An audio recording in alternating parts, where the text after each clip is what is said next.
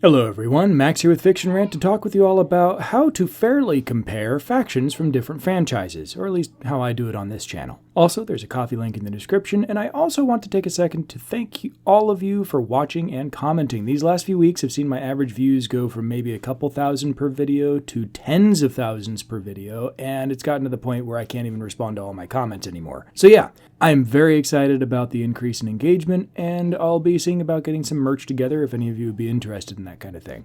All right, let me take you through my process. Step 1. Pick a pair of comparable factions.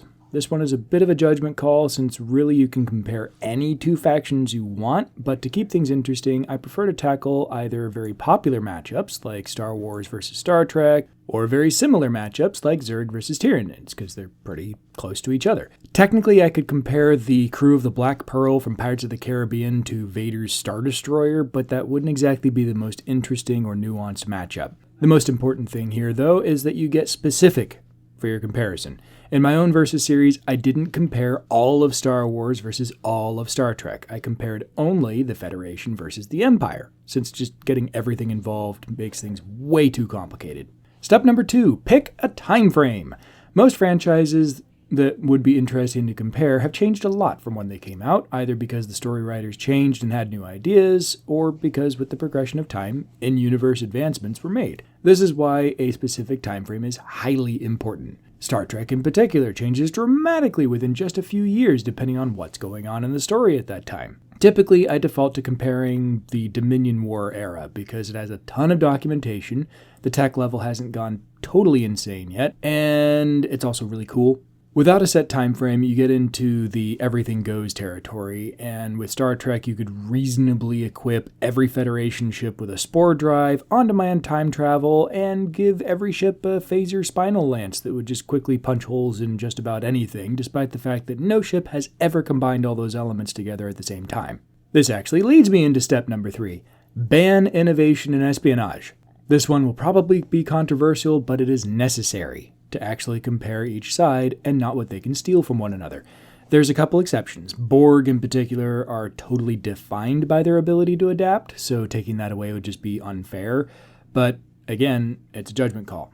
In my Zerg versus Tyranids matchup, I had to ban evolution on each side despite it being a key feature of both sides because both sides evolve and adapt so fast that in just a year into a conflict between the two factions, they would be totally unrecognizable, making the comparison impossible. It's more important for other factions like the Federation, you have to ban innovation, because if you don't, then it's like, well, yeah, but they could just steal or adapt this technology from their enemy, and then suddenly that covers all their weaknesses, and this is a totally different comparison now. No, you have to, like the Star Wars versus Star Trek comparison, I don't allow Star Trek to steal hyperdrives because that is their biggest weakness versus the Star Wars universe.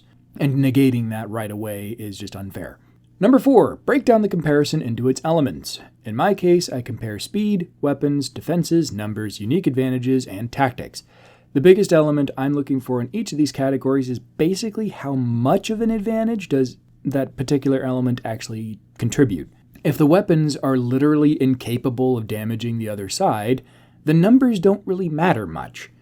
If one side actually has access to faster than light travel and the other doesn't, it means that no matter how outmatched they might be, whatever side happens to have the faster than light travel will still be the only faction capable of actually conquering significant territory. Unique advantages are an interesting X factor in that you can totally negate certain other advantages. For example, in Trek vs. Wars, any and all unshielded ships get hard-countered instantly by transporters, which can just beam the pilots away or beam explosives into sensitive areas. This is why, in those comparisons, I basically just totally ignore things like TIE fighters because they're mostly unshielded and they do not contribute anything. Number 5. Finally, the matchups. Not all factions perform equally well in every scenario, so I always break down 1 versus 1 ships with roughly equivalent vessels on each side, so no Enterprise versus Death Star, just generic Galaxy class versus generic Star Destroyer. No hero ships. Fleet versus fleet, with a representative mix of ships and numbers that are based on the largest collection of ships we actually get to see assembled. It doesn't matter how many ships or soldiers you have in total, it matters how many you can reasonably muster in a reasonable time. So if your government rules through fear, much of your total force will be tied up all the time in just maintaining order so your empire doesn't collapse.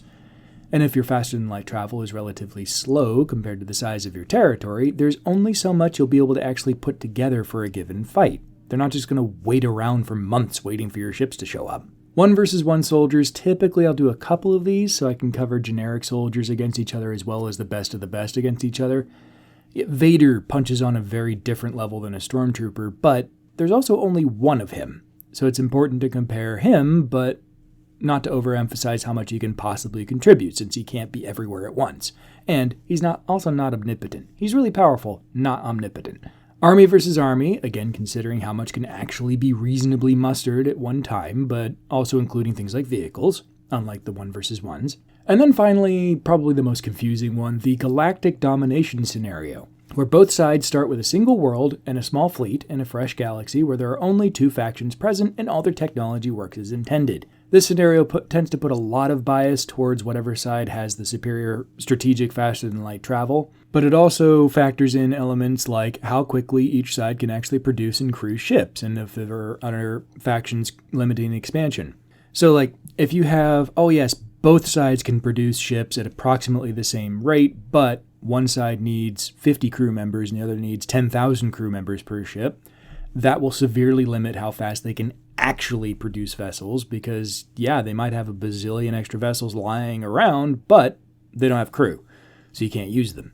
The reason that I mentioned the everything works part in this matchup is because of things like it wouldn't be unreasonable to assume that the Force just doesn't exist in the Milky Way galaxy, but doing anything involving Star Wars and disallowing the Force would be extremely unfair. This also factors into things like, yes, hyperspace travel still works for Star Wars. They don't necessarily have all their lanes mapped out, so they'd have to figure that out, but it still works, it's just less efficient until they get all that stuff worked out. The final part of my matchups is that I release them in pieces over the course of several weeks. This comes with the benefit of making each part less of an ordeal to actually, watch and create, but also comes with the added benefit that all of you, the commenters, seem more than happy to call me out when I forget or misrepresent things. This happens more or less depending on the franchises in question, in particular anything dealing with StarCraft or Warhammer.